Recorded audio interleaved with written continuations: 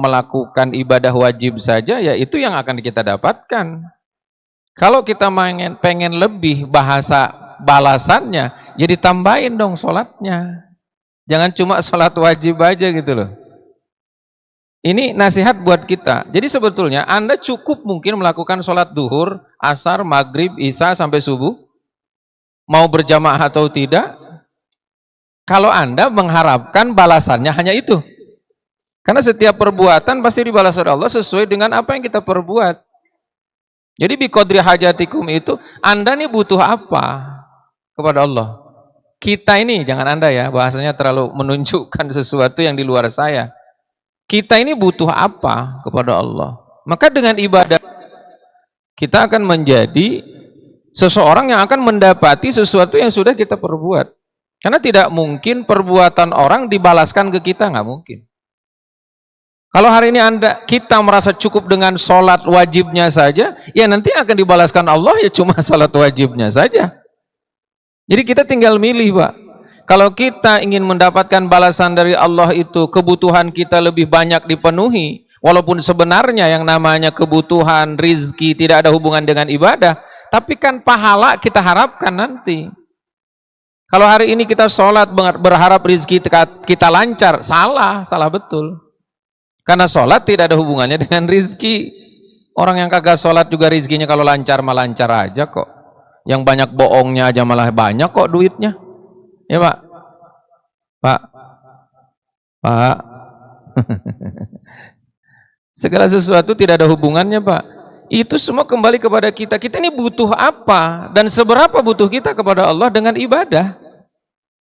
Karena itu yang akan dibalas Allah sama kita. Ya ayuhan nasu ubudu rabbakumul ladzi khalaqakum walladzina min qablikum la'allakum tattaqun. Itu perintah Allah pertama kali dalam surah Al-Baqarah, Pak. Anda bisa cari ayat mana pertama kali Allah di Al-Qur'an perintahkan kita menyembah Allah. Di ayat 21 surah Al-Baqarah. Sisanya masih banyak. Walladzina min qablikum, dan orang-orang yang beruntung itu mereka-mereka yang diciptakan oleh sebelum kita yang tentu beribadah. Jadi nilai ibadah ini kita yang nentuin. Kata Allah, salatlah kalian 5 waktu. Tapi kan di kalimat-kalimat yang lain ada salat yang menguntungkan kita, di antaranya nawafil, nafilah, salat tahajud, salat duha, salat hajat, apapun itu bentuknya, itu menguntungkan kita. Dan terlepas dari itu semua, kita yang akan mendapatkan yang melakukan. Jadi tinggal terserah kita, Pak. Saya mau sholat duhur aja lah. Asar, maghrib, isya, subuh. Sholatnya juga sendirian aja, nggak ada masalah. Dan Anda yang akan menerimanya. Kita yang akan menerimanya. Jadi kata beliau, lakukan ibadah sesuai dengan kebutuhan kalian semua. Artinya, ini menjadi nasihat buat kita, berarti ibadah kita ini harus banyak karena kita butuh banyak. Belum lagi kalau nanti waktu di dunia ini dengan waktu di akhirat itu luar biasa, Pak. Nabi Muhammad SAW usianya berapa? Cuma 63 tahun. Dari wafatnya beliau sampai hari ini sudah berapa ribu tahun, Pak? Artinya hidup di dunia sebentar ini Allah memberikan fadail, memberikan kelebihan kepada kita beribadah yang dilipat gandakan sama Allah. Kenapa? Allah sayang sama kita sebetulnya. Ar-Rahman, Ar-Rahim yang sering kita baca. Walaupun di kalimat yang lain, innallaha syadidul iqab, inna adzabahu syadid. Ada dalam beberapa ungkapan Al-Quran itu Allah itu maha pedih siksaannya. Nanti kita akan bahas berikutnya. Yang pertama, kata Syakik Al-Balkhi, ibadahlah kepada Allah sesuai dengan kebutuhan kalian, kelak ketika mendapatkan balasannya. Bahkan orang yang tidak beribadah pun emang ada masalah buat Allah? Kan gak ada masalah, Pak. Yang bermasalah itu kita justru. Kalau kita tidak ibadah, kita tidak sholat, tidak puasa, buat Allah apa ruginya? Wa qala Musa in taghfuru antum wa man fil ardi jami'a. Surah Ibrahim. Kata Nabi Musa, firman Allah kan? Wa qala Musa in takfuru antum wa man fil ardi jami'a. Jika kalian kufur wahai Bani Israel, wa man fil ardi jami'a, dan seluruh makhluk di muka bumi ini tidak ada yang menyembah Allah, ruginya buat apa? Fa innallaha ghaniyyun halim. Allah Maha Kaya, justru kita yang butuh, Pak. Salat ini Allah perintahkan kepada kita kebutuhan kita, bukan kebutuhan Allah. Allah disembah nggak disembah juga tetap Allah kok. Ya Pak. Kalau seseorang pengen jadi pemimpin kagak dipilih ya nggak jadi pemimpin walaupun ikut campur terus. Secara hakikat ibadah itu yang untung kita, bukan Allah, bukan. Oke, satu. Yang kedua, wa khudhu minad dunya biqadri umrikum ay min mata'iha ay hayatikum wa baqaikum fiha. Yang kedua, setelah ibadah lakukan sesuai dengan kebutuhan kita nanti di akhirat. Jadi urusan ibadah itu Pak jangan selalu dikait-kaitkan dengan kehidupan dunia. Kalau masalah ibadah itu nanti balasan yang paling sempurna Allah balas di akhirat. Yang kedua, khudhu minad dunya biqadri umrikum ay hayatikum wa baqaikum fiha. Setelah lakukan ibadah sesuai dengan kebutuhanmu, ambil dunia itu hanya sekedar ukuran umurmu di dunia saja, nggak usah terlalu repot hidup itu. Kita kadang-kadang apa yang ada itu kita semua tuangkan untuk kehidupan dunia. Kemewahan, kesejahteraan, semuanya kita bawa, semua kita pakai di dunia. Padahal itu enggak selamanya. Ya Pak. Udahlah, dunia mah hanya sekedar tempat persinggahan Pak. Kalau kita mau pergi kemanapun, kita memakai kendaraan, singgah dulu, emang semua barang dikeluarin Pak. Kebutuhan kita aja lah, mau ke toilet bawa uang receh barangkali. Enggak perlu bawa uang ratusan juta. Mau ke toilet aja dibawa, ribet bener tuh. Ya Pak. Kenapa? Hakikatnya takut hilang. Orang kan begitu Pak. Kalau sudah cinta dengan dunia, maka dia takut kehilangan. Takut kehilangan. Padahal di dunia ini cuma mampir gitu Pak. Kun fid dunya ka'annaka gharibun au abiru sabil. Ibnu Umar pernah mengatakan, Ibnu Abbas, bahwa di dunia ini kata Nabi, jadilah kalian hidup di dunia itu seperti orang menyeberang jalanan. Berapa lama sih orang nyebrang jalanan Pak? Kecuali macet kayak kemarin di Priuk Pak. Hari Kamis sampai hari Jumat. Saya melakukan perjalanan yang biasanya setengah jam menjadi 2 jam setengah. Itu kan kondisinya lain Pak. Bukan berarti orang yang hidupnya lama di dunia itu macet, bukan. Kalau di dunia ini kan kita, umur kita ini sudah diukur Pak. Yang ngukur itu cuma Allah. Kita tidak akan pernah tahu. Cuma Allah kasih tahu aja, umur pergunakan dengan baik karena kalian pasti sudah ditentukan kematiannya. Mati itu bukan yang nemuin kita, kematian yang menemui kita. Qul innal mauta alladzi tafirruna minhu fa innahu mulaqikum summa turadduna ila alimil ghaibi wasyahadah fayunabbi'ukum bima kanu yaksibun. Bapak Ibu yang dimuliakan Allah Subhanahu wa taala, silahkan cari dunia untuk ukuran hidup kita aja, gitu loh maksudnya. Jangan terlalu ngoyo. Kenapa? Dan nanti kalau harta yang kita kumpulin pada saat umur kita habis, yang nikmatin siapa? Hah? Yang nikmatin siapa? Ahli waris. Sahabat Ali kan pernah Pak bilang di hadapan para sahabat. Di hadapan kuburan Sayyidina Ali berhenti dengan sahabat-sahabatnya, ngomong sama ahli kubur. Maksudnya ngomong sama ahli kubur itu ngingatin yang hidup, Pak. Da orang mati mah nggak bakalan paham kita omongin. Karena sudah tidak nyambung. Kata sahabat Ali apa? Al-ana qad sakana buyutakum ghairukum. Wahai para jenazah, para ahli kubur, aku beritahukan kepada kalian, rumahmu yang kemarin kau bangun dengan megah hari ini sudah ditempati orang lain. Kemudian yang kedua, inna amwalakum qad iqtasama auladukum. Dan harta-harta kalian yang kalian kumpulkan dengan cara korupsi segala macam, yang ribuan triliun, hari ini sudah dibagi-bagi oleh anak-anakmu.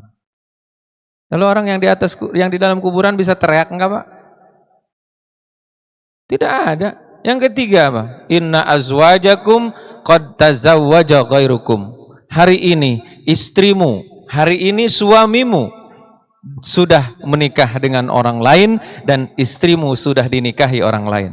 Anda mau ngapain kalau sudah mati? Bisa protes? Dulu zaman hidup bilang sehidup semati, nggak ada yang sehidup semati Pak. Bininya mati kawin lagi, terus salah? Enggak juga. Lakinya mati, bininya kawin lagi, emang salah? Enggak salah. Karena memang kodrat manusia itu berpasang-pasangan. Yang kita pikirkan itu sejauh mana harta yang kita kerjakan, yang kita cari di dunia ini untuk bekal kita, kita bawa mati. Karena di dunia cuma sebentar. Coba kita pikir deh. Sekarang orang yang ratusan triliun hartanya emang dimakan semua Pak pada saat hidup? Dinikmati semua? Bahkan ketika Allah uji dengan penyakit saja, yang ratusan triliun itu nggak kemakan Pak. Makan nasi cuma, ya begitulah. Lalu apa yang kita banggakan dengan harta? Makanya saya lebih setuju dengan bahasa sahabat Ali, dunia ini bisa dibawa mati Pak. Bisa. Yang nggak bisa itu dunia dibawa pada saat mati. Baru benar. Jadi dalam ilmu bahasa itu harus teliti dengan bahasanya. Bisa kok dunia ini bisa dibawa mati. Ya sekarang kita tabungin. Tabunginnya bukan di bank. Tabunginnya titipin ke fakir miskin. Titipin ke janda-janda tua. Jangan janda muda. Janda muda mau dikawinin. Titipin. Di masjid-masjid, di tempat pendidikan, di majelis taklim, di tempat-tempat orang yang mencari ilmu. Titipkan. Tidak ada satupun yang bisa kita bawa pulang kecuali yang hari ini kita kerjakan. Dua, yang ketiga, apa kata beliau? Wa adznibullaha biqadri taqatikum ala adzabih. Yang ketiga, berdosalah kalian kepada Allah. Nah, ini namanya targhib, Pak. Tarhib namanya, nakut-nakutin. Sekilas sih kayaknya enak banget disuruh berdosa gitu. Tapi di akhir kalimat apa beliau katakan? Biqadri taqatikum ala adzabih. Lakukan dosamu sebanyak apapun, tapi ukur sekuat berapa kuatnya kamu menerima azab Allah dengan dosamu. Pak, ngantuk apa lapar? Pak, dua-duanya katanya. Setiap dosa itu pasti ada balasannya Pak. Setiap amal baik ada balasannya, karena hukum dalam Islam itu kan ada 5. Haram, wajib, sunnah, makruh, mubah. Semuanya ada konsekuensi logisnya, dan itu tidak mungkin diberikan kepada orang lain yang tidak melakukan sama sekali. Kalau di dunia ya, kalau di dunia bisa. Karena efek di dunia itu ad-dunya darul imtijaz wal akhiratu darut tamyiz. Konsep hidup di dunia itu bercampur baur. Kadang orang yang ngerjain kita yang kebagian getahnya. Kadang orang yang ngerjain orang yang berbahagia kita yang susahnya, tapi di akhirat nggak ada yang begitu Pak, nggak ada. Percaya? Percaya atau tidak? Ya kalau nggak percaya silakan duluan, nyobain dulu. Biqadri taqatikum ala adzabi fala taqata li ahadin ala tahammuli adzabillahi ta'ala fa inna adzabahu syadid. Karena sesungguhnya tak ada satupun manusia yang sanggup menerima azab Allah. Karena azab Allah itu pedihnya luar biasa Pak. Bagi orang-orang yang hari ini menentang perintah Allah, besok di akhir di yaumil qiyamah, ya laitani kuntu turaba. Orang kafir yang hari ini menentang Allah, orang-orang yang tidak beriman kepada Allah, besok berharap pengen jadi tanah. Kenapa? Kalau jadi tanah tidak ada hisabnya. Jadi manusia ini banyak hisabnya Pak. Mata nanti ditanya sama Allah, mulut juga nanti.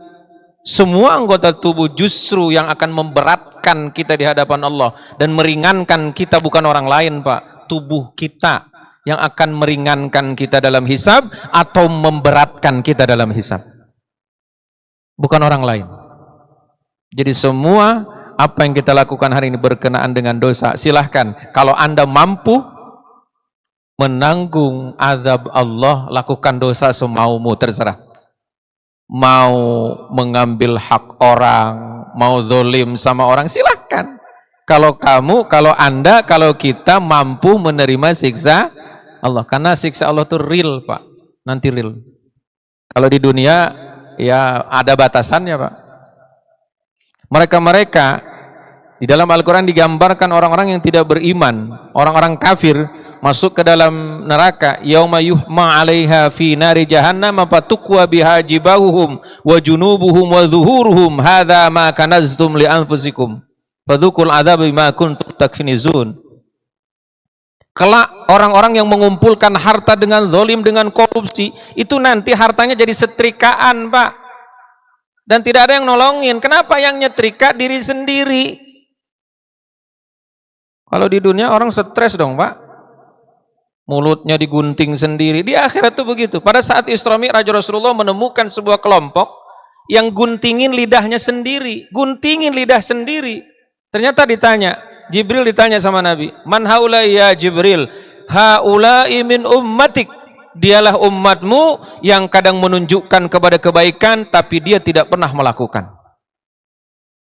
Ada sebuah kelompok ketika Rasulullah SAW melakukan Isra Mi'raj, memanen sebuah tempat, selesai panen yang di depan, di belakang tumbuh lagi. Balik lagi ke belakang, yang di belakang dikerjakan, yang tadi sebelah depannya tumbuh kembali. Semua amal perbuatan kelak, baik yang baik ataupun yang buruk, selalu ada balasannya, dan itu tidak bisa kita bayangkan. Balasan Allah, kebaikannya kita tidak bisa bayangkan, dan azab Allah tidak bisa kita bayangkan. Yang keempat, apalagi kata beliau, watazawwadu fid dunya biqadri muksikum fil qabri. Yang keempat, cari bekallah dalam kehidupan dunia itu untuk kita bawa kadar ukurannya seberapa lama kau tinggal di alam kubur. Alam kubur itu ada waktunya, Pak. Alam kubur itu ada waktunya. Kenapa? Karena semua orang nanti akan dibangkitkan kembali di alam mahsyar walaupun orang ini sudah berada di alam kubur. Biqadri muksikum. Dan kemudian beliau menjelaskan, kenapa ukuran selama di alam kubur? Karena alam kubur itu merupakan ukuran, Pak. Kalau dalam kuburnya diringankan siksaannya, maka fama ba'dahu akhaf. Sesuatu yang dialami oleh orang di alam kubur itu lebih ringan. Misalkan, na'udzubillah, summa na'udzubillah, mudah-mudahan kita mati dalam keadaan husnul khotimah, masuk ke alam kubur adalah raudhatun min riyadil jannah. Pada saat mereka mendapatkan balasan di alam kubur susah, maka setelahnya akan lebih susah. Tapi ketika di alam kuburnya mendapatkan keringanan, kebaikan sesuai dengan amal perbuatannya, maka setelahnya akan lebih nikmat. Kenapa? Karena al-kubru awwalu manzilin min manazilil akhirah wa akhiru manzilin min manazilid dunya. Kuburan itu bukan kuburan, alam kubur itu adalah akhir dari alam dunia, awal dari alam akhirat. Jika seseorang yang meninggal masuk ke alam kubur mendapatkan nikmat, itu adalah raudhatun min riyadil jannah. Itu baru tamannya doang, Pak. Nanti yang sebenarnya akan mendapatkan lebih daripada tamannya. Begitu juga sebaliknya. Al-khufratun min khuffariniran. Alam kubur itu adalah sebuah miniatur neraka. Pada saat di alam kuburnya susah, sempit, panas, tidak ada sama sekali kenikmatan, maka setelah pama ba'dahu asyad, maka setelahnya akan lebih parah daripada alam kubur. Yang terakhir, yang kelima, wa'malu lil jannati biqadri ma turiduna fihal maqam. Fa inna maratib ahlil jannah mutafawitatun bihasabi amalihimul hasanah in kanati ahsan fajazauhu altafu bifadlillahi ta'ala. Yang kelima, kata beliau, beramallah. Kalau kalian ingin sorganya Allah, beramallah sesuai dengan kadar sorga yang mana yang mau kalian cari. Pak, mudah-mudahan kita masuk sorga ya, Pak. Tapi kapan mau masuk sorganya? Kalau ditanya begitu, nggak ada yang mau jawab. Karena kalau mau masuk sorga harus mati dulu katanya. Sorga itu kan ada berbagai macam pintu, Pak. Sehingga kata beliau, biqadri muksikum, silahkan kalian pilih. Biqadri maratibi fihal maqam. Sorga itu ada makomnya. Makom itu tingkatan. Ada jannatul firdaus, jannatul ma'wa, jannatul na'im. Berbagai sorga itu satu tempat fasilitasnya sama. Nggak apa-apa, kita akan mendapatkan surga yang paling terendah sekalipun. Yang penting surga. Ya Pak? Ya mudah-mudahan kita bisa bareng masuknya gitu. Kalau yang bareng dengan Nabi itu diantaranya adalah kafilul yatim.